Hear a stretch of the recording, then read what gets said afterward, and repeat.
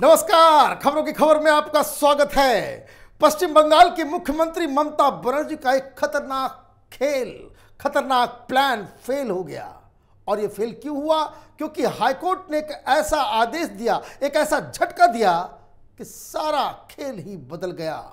आप ममता बनर्जी के इस प्लान को सुनेंगे तो आप भी दंग रह जाएंगे। दरअसल ममता बनर्जी फिर से एक बार सीबीआई को अधिकारियों को गिरफ्तार करना चाह रही हैं। कई सारे केसेस हो रहे हैं, चाहे वो गौ तस्करी का मसला हो, चाहे वो कोयला घोटाला हो, या फिर वो जो नोटों का पहाड़ मिला था पार्थ चटर्जी के घर से, शिक्षक भर्ती घोटाले में, नारदा सारदा, कई सारे ऐसे केसेस हैं जिस पे सीबीआई जांच कर रही है। और ममता बनर्जी, आपको याद होगा पिछली बार इनके लाडले आईपीएस अधिकारी को, राजीव कुमार को गिरफ्तार करने पहुंची थी तो कई सारे सीबीआई अधिकारियों को थाने में बंद कर दिया गया था। बाद में हाईकोर्ट ने इसमें इंटरवीन किया, तब जाकर के यह मसला खत्म हुआ।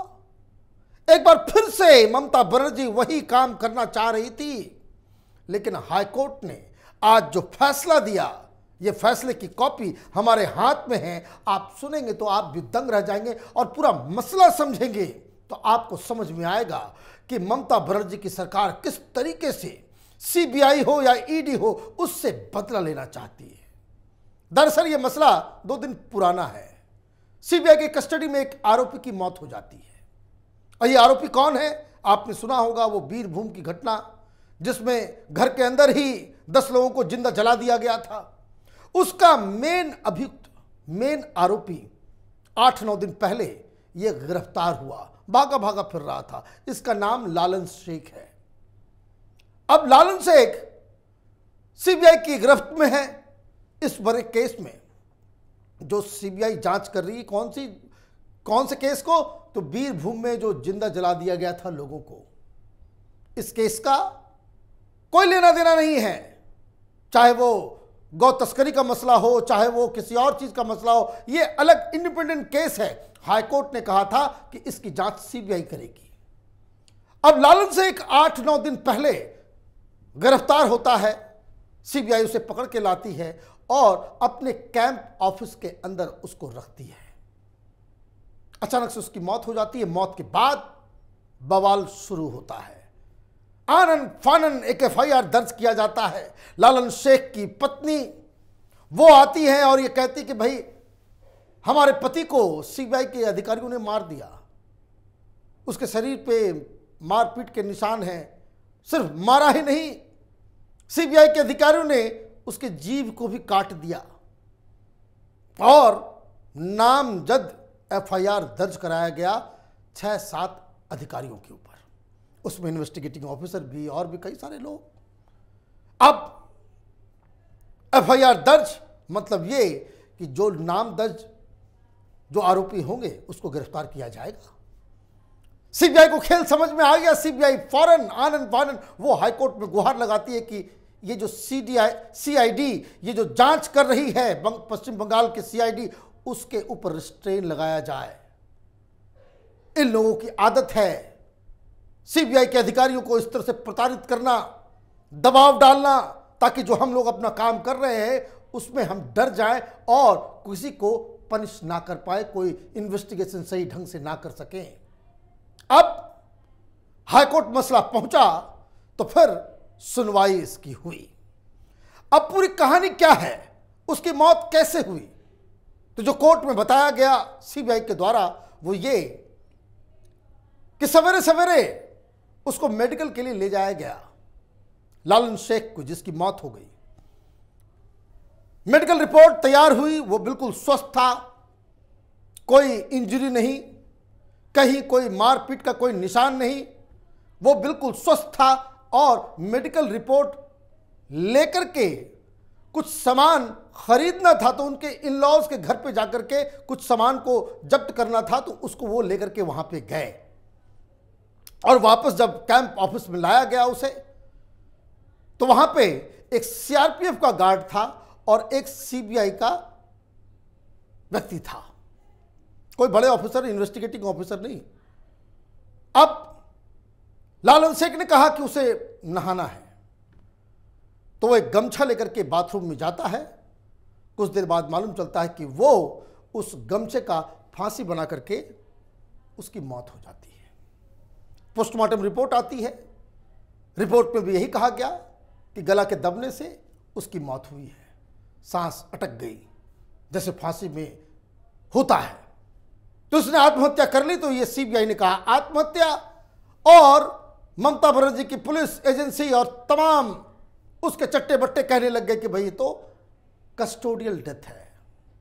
अब कोर्ट में सीबीआई ने अर्जी लगाई और ये कहा कि ये जो 7-8 अधिकारियों की जो बात की जा रही है, इसमें तो कई सारे ऐसे अधिकारी हैं जिसका कोई इस केस से लेना देना नहीं है, वो इस इन्वेस्टिगेशन का हिस्सा भी नहीं है।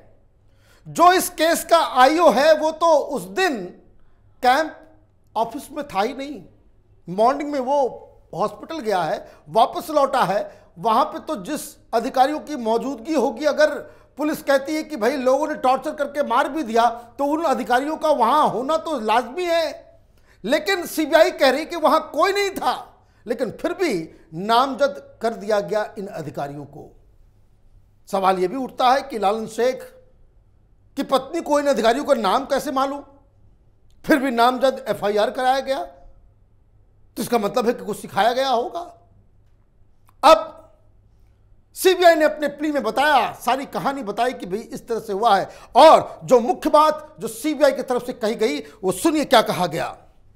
There has been several incidents where investigations into the post poll violence और the cattle smuggling scam or the coal scam were tried to be scuttled by the state by harassing the investigating authorities or by foisting false cases implicating them.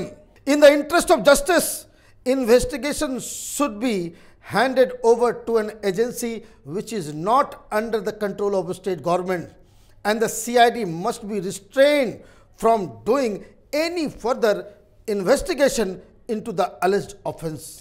यह plea लेकर के CBI पहुंच जाती है कहां, high court के अंदर, कि ये पश्चिम बंगाल में ममता सरकार का ये एक तरीका है कि जितने भी अधिकारी वहां पे काम कर रहे हैं, इन्वेस्टिगेट कर रहे हैं, उनको अलग अलग तरह के केसेस में फंसाने की कोशिश की जाती है, कुछ से कुछ कर दिया जाता है। और बंगाल की पुलिस इस मामले में तो माहिर है ही। तो माय लॉर्ड, ऐसा काम कीजिए कि ऐसी एजेंसी को दीजिए कि जिसका कंट्रोल स्टेट गवर्नमेंट के पास ना हो। अब सरकार की तरफ से भी वकील ने कहा कि भाई देखिए ये तो कस्टोडियल डेथ का मसला है, हम तो एफआईआर करेंगे, उसके ऊपर जांच होगी, क्योंकि मौत का मसला है। ममता बनर्जी का भी बयान आ गया कि भाई सीबीआई तो अपने आप को बड़ा स्मार्ट समझती है, फिर उसके कस्टडी में उसकी मौत कैसे हो गई।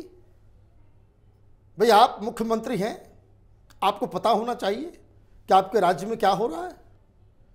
सीआईडी वालों को मालूम नहीं कि वहां पे क्या हुआ नहीं हुआ, लेकिन इसके ऊपर राजनीति जम के शुरू हो गई। अब मसला लालन शेख है तो ममता बनर्जी को तो स्टैंड लेना पड़ेगा, तो पूरी राजनीति हो रही है। लेकिन कोर्ट के अंदर में जज साहब ने ऐसे फैसला सुनाया और ऐसे बयान दिए, उससे ममता बनर्जी का पूरा खेल खराब हो गया। जज साहब ने क्या कहा, it is uncanny indeed to see the names of the investigating officers of other high profile cases being taken as names of accused in the present case. Even high ranking officers of the CBI like a DIG have been named there in a rather far-fetched manner.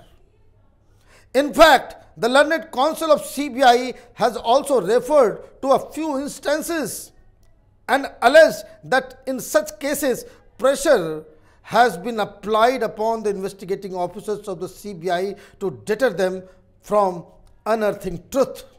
जज साहब ने कह दिया पूरी बात कि ये जो डीआईजी के स्तर के लोगों का जिसका कोई लेना देना नहीं है, वो एफआईआर में कहां से नाम आया।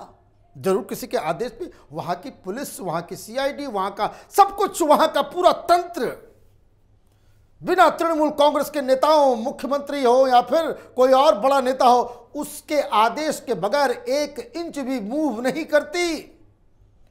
जिस केस का ये मुख्य आरोपी है लालन शेख, जिसकी मौत हुई, उस केस में भी यही तो पता चल रहा था